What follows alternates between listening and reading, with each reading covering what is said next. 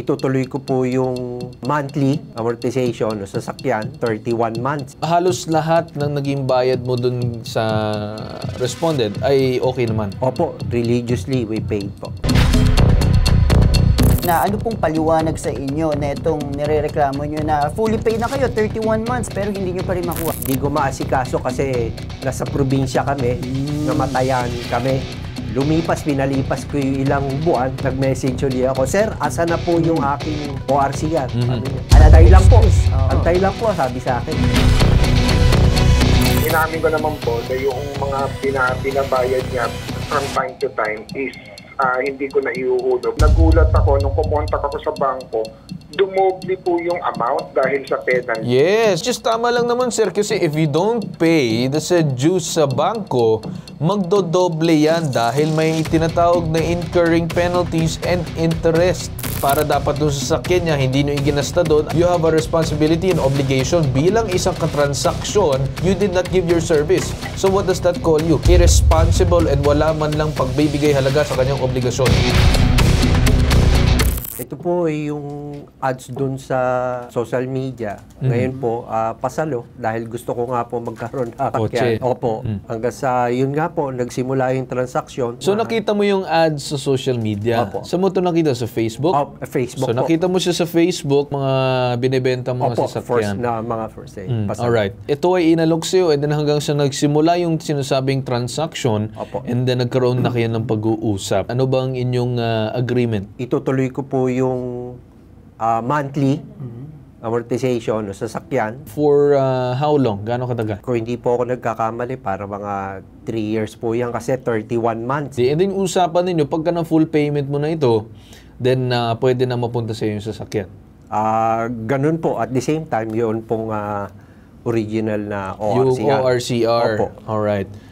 Ngayon naman, nung siguro tuloy-tuloy naman ang bayad mo, halos lahat ng naging bayad mo dun sa respondent ay okay naman? Opo, religiously we paid po. Alright, so wala naman palya. Yung sinasabi natin na agreement or kasunduan ninyong dalawa, was this recorded on any piece of paper or anything, documents proving na meron talaga kayong nangyaring transaction? Yes po, Sir Carl, meron pong pinirmahan, notarized, yung conditional deed of sale. At the same time, meron po ding finila pa na SPA. Paano mo ibibigay yung bayad? Directly dito sa first owner or dun sa bangko? Kasi hindi pa bayad sa bangko yan, di ba? Opo. Paano po yung naging arrangement ng pagbabayad? Ang napagkasunduan po ay diretso ko po yung bayad doon po sa bangko ng asawa niya. Instead na diretso sa bangko, doon sa may first owner, doon sa asawa, sa account ng asawa. Opo. Okay, pero alam naman po nung mister na kayo'y nagbabayad. Tama po, kasi po siya po Mag-asawa sila, di ba? Opo, siya po ang nag-advise noon. So, sa madaling salita, sir, ito pong nangyaring pasalo, hindi po alam ng bangko to, no? Ganun nga po, hindi po. Kasi ang kinikilala lang ng bangko, yung unang may-ari. Tama po. So, saan po nagsimula na nalaman nyo na fully paid na kayo pero nagka-problema, di ba? Hindi ma-i-release sa inyo yung mga papeles. So, 31 na yung nabayad. In return po, na-fulfill ko yung aking obligations mo. Opo. So, hinihingi ko na yung aking Na ano pong paliwanag sa inyo na itong nirereklamo nyo na fully paid na kayo, 31 months, pero hindi nyo pa rin makuha. Ano pong paliwanag niya? Yung una po, since fully paid na ako, sabi ko, "Sir, pwede po ba makuha ko na yung ORCR?" Ang sagot niya sa akin, "Sir, sandali lang. Di ko maasikaso kasi nasa probinsya kami, namatayan kami." Lumipas, pinalipas ko yung ilang buwan, nag-message ulit ako, "Sir, asa na po yung aking ORCR?" Antay lang po. Antay lang po, sabi sa akin. Alright. Simula po ng time na hiningi nyo po yung sinasabing papeles hanggang ngayon, gano'n na po katagal? 1 year and 4 months, 5 months. So siguro, para mas masagot ang inyong katanungan, titingnan natin dun sa kabilang panig kung anong dahilan kung bakit hindi pa rin nila nabibigay itong sinasabing kaukulan na papeles ng sinasabing sasakyan. So, makausap natin ngayon sa kabilang linya itong inireklamong owner ng sasakyan na si Leonides Liklikan. Magandang umaga po sa inyo. Magandang umaga po. Unang-una po, wala naman po akong dispute doon. Tama naman po lahat ng sinabi ni Mr. Espiritu. So wala kang dispute, so okay naman sa iyo naging storya niya at side niya. Diretso tayo sir siguro doon sa gusto kong malaman. Ano ang nangyari doon sa kanyang mga ibinayad kung hindi niyo po ma-turn over itong sinasabing original papers ng kotse? Unang nawalan po ako ng trabaho for siguro mga 5 months. Kaya po, inamin ko naman po na yung mga binabayad niya from time to time is hindi ko na ihuhulog. And then, nagkaroon po namatayan po kami 3 beses, kaya nagamit po ng nagamit. Ngayon, yung pong last kaming nagkausap nung September last year, 2024, kumontak po sa kanya kasi meron pong tao na pahihiramin na sana ako ng pera para nga mabayaran ko. Okay. Sir, narinig ko yung side ninyo. I think this is more of a personal problem on your side. Hindi dapat pasok or damay dito si Sir Ronaldo Espiritu. He paid diligently, ibinayad niya naman na maayos, na-fulfill niya maayos ang bayad. Bakit hindi mo maibigay sa kanya? Sinasabi ninyo na nagkaroon ng mga financial problem, mukhang nagamit ninyo ang pera. But then again, sir, it's been a year. And almost 4 months or almost a year and a half and hindi nyo pa rin nagagawa ng paraan dito sa pag-turnover ng papeles? Sabi ko na ikipag-usap ako sa bangko kasi merong magpapahiram sa akin para bayaran. O ang nangyari po kasi nagulat ako nung pumunta ako sa bangko, dumoble po yung amount dahil sa penalty. Yes, which is tama lang naman sir kasi if you don't pay the dues sa bangko, magdodoble yan dahil may tinatawag na incurring penalties and interest. Kaya nga sir, dapat ibinayad nyo na lang yung sinasabing pera nung una pa lang kasi hindi dapat sir dumadaan sa kamay mo yung pera na yan dahil pambayad yan ng kotse. Kung mabuti sana kung pinatungan nyo na lang ng konti, siguro dahil kayo may-ari, then wala namang problema siguro nakunin mo yung patong mo. Pero if kukunin mo yung pambayad mo sa bangko, talaga magkakandalintik-lintik itong sinasabing transaction ninyo.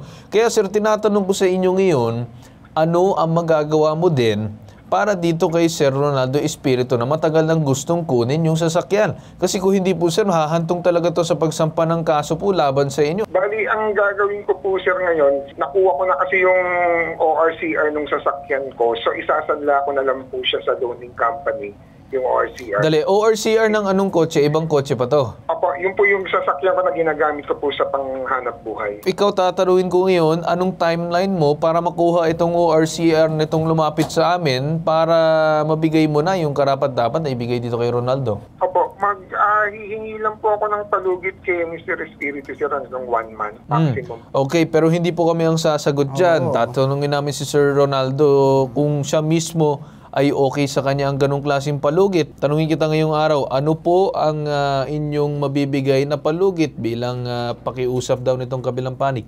Parang ayoko na po sana magbigay ng palugit pa eh. Kasi yung 1 year and 4 months, tulong na po eh. Tama. Kasi ako naman po, on my part, ginawa ko lahat eh. Yes, 1 year and 4 months is long. Pero kung pag-uusapan na natin, nandiyan si Sir Leonidas sa kabilang linya, ito na yung parang last straw. Kapag kunwari nagbigay ng timeline, hindi tinupad, kami mismo tutulong sa'yo, assist, mag-file ka na ng kaso. Yung 15 days pwede na po. Alright. So may get 2 weeks, 15 days. Opo. Alright. Half a month. Although kasi po, hindi ko naman po hawak yung loaning company kung ang gaano Sir, kung problema loaning company, edi gawan mo ng paraan. Kasi sir, kung pinag-uusapan, you could have done this a year ago. Nagbigay na po ang tao ng kanyang pera sa inyo, iginasta nyo sa bagay na hindi dapat, para dapat doon sa sasakyan niya, hindi nyo iginasta doon. I do understand, nagkaroon kayo financial problem, pero that's not an excuse. You have a responsibility and obligation. Bilang isang katransaksyon, he is basically your client. You are the one servicing your client. You did not give your service. So what does that call you? Irresponsible and wala man lang pagbibigay halaga sa kanyang obligasyon. So para sa akin, sir, gawan mo ng paraan. This is either you do it or you don't. and face the consequences, nasa iyo na yun, sir.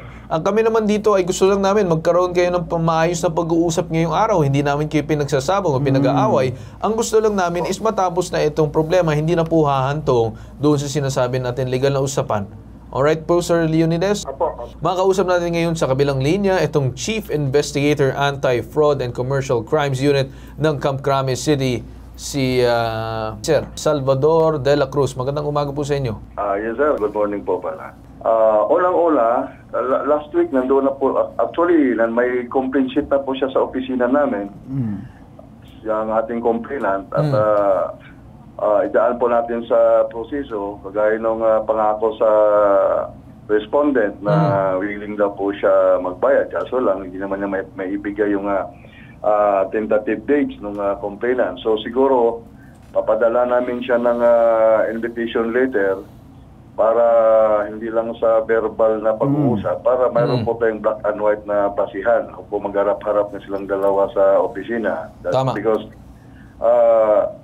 that is a deceitful transaction that was happened. Tantamount for fraud. Pwede natin kasuhan itong nanloko sa kanya na umaasa na yung pera niya ay nahihulog na sa binigay niya sa account. Nabanggit pa nga niya yung account na hinuhulugan, yung asawa nito ni respondent no, masalo. Kaya isasama din natin yan siya sa pagsampa ng kaso kung sino yung mga involved dyan sa transaction na imaginary transaction as well. So yun nga po sir, na papadalahan namin ng invitation ng respondent para hindi lang verbally, kung hindi, magkakaroon sila ng kasulatan. Magpapromissory note siya. And then pag hindi talaga niya matupad yun, yung kanyang pangako, that's the time na lalo siyang mahihirapan dyan dahil gagastos siya ng abogado, kung ano-ano pa, mga gastusin niya na kukuha siya abogado para labanin at wala naman siyang laban dito. Para ipapal talaga namin ng kaso pag niya tutuparin itong pangako niya. Maraming salamat po sa inyo at asahan po namin na maging agaran aksyon ng inyong tanggapan. Maraming salamat po sa inyo. Maraming salamat din po, sir. Yes, sir. So willing ka ba humarap doon sa kanilang tanggapan para magkaroon na kayong official na pirmahan and then may execute na nitong sinasabing agreement para kung sakaling hindi po kayo tumupad, nakapirma po kayo dyan, then wala na po tayong magagawa kundi mag-file po ng case. Okay po sa inyo, sir? Apo, sige po. Diyan lang po kayo Usap muna. lang natin dito sa kabilang linya itong si Attorney Badas Mauricio to give his legal advice or analysis tungkol dito. Magandang umaga sa inyo, Attorney Badas Mauricio. Magandang umaga po, Ginoong Carl. Magandang umaga po sa Western. Nasa ipabitag mo. May mga pagkilos po kasi sa Korte Suprema na magdudulot ng mga bagong alituntunin sa mga paglilitis, Ginoong Carl Tulfo, mga kababayan. Ano yung alituntunin na yun? Ito po yung alituntunin, 2 beses po magkakaroon muna ng pag-aareglo sa labas ng hukuman. Pangatlo yung barangay, bago isang pa ang kaso sa husgado. Ibig sabihin yung ginagawa po ng ipabitag mo, yung inyo pong ipinapanukala, Ginoong Carl Tulfo, yan po ay naayon sa bagong batas, sa bagong reglamento, sa bagong rules of court na ilalabas ng ating mga otoridad. Dahil ang layunin po dyan, matapos na kaagad ang usapan na hindi na gumagastos ang sambayan ng Pilipino sa kanilang mga pagsasampa ng kaso. Kasi ngayon po medyo una, napakahirap na po magsampa ng kaso. Ang dami na pong hinihinging dokumento. At pagkatapos po, medyo mahal na po yung filing fee. Ginoong Carl Tulfo. Tapos mahal pa kayo ng mga pang-abogado. So maganda po yung binabanggit nyo. And I am convinced that this is in accord with, in line with, pursuant to yung ginagawa po ng Korte Suprema. Aregluhin na muna bago nyo kami paratingin sa hukuman. Ganun po. Ginoong Carl Tulfo. Kami nagpapasalamat po sa inyo sa pagbibigay ng inyong pahayag. Maraming salamat po sa inyo, Attorney Badas. Maraming salamat po, Ginoong Carl Tulfo. Salamat sa sambay ng Pilipino na sa ipabitag mo at salamat sa ipabitag mo sa pagbibigay ng pagkakataon kay Batas Mauricio maging bahagi ng paglaban sa mga abuso. Magandang araw po. Alright. Yan naman, balikan lang natin itong si Leonides. Andiyan ka ba? Apo. Sana maintindihan nyo po na napakalaking responsibilidad ang dapat inyong ganapin. But anyways, with that said and done, ang gusto ko lang din po sabihin, meron po kayong inagrihan, meron po kayong pinasok sa transaction, kailangan nyo po ganapin. So asahan po namin ang inyong full cooperation para kahit papano magkaroon ng maayos na pag-uusap at maayos na din itong mga papeles si Sir para hindi na po aabot dun sa sinasabi natin sampahan ng kaso para hindi na po din gagastos ang tao or kayo dun sa sinasabing kaso. Okay po sa inyo, Sir Leonides? Apo. Alright, sige. Maraming salamat po sa inyo at asahan namin na makikipag-coordinate kayo and then makikipag-usap po ang aming staff. Apo.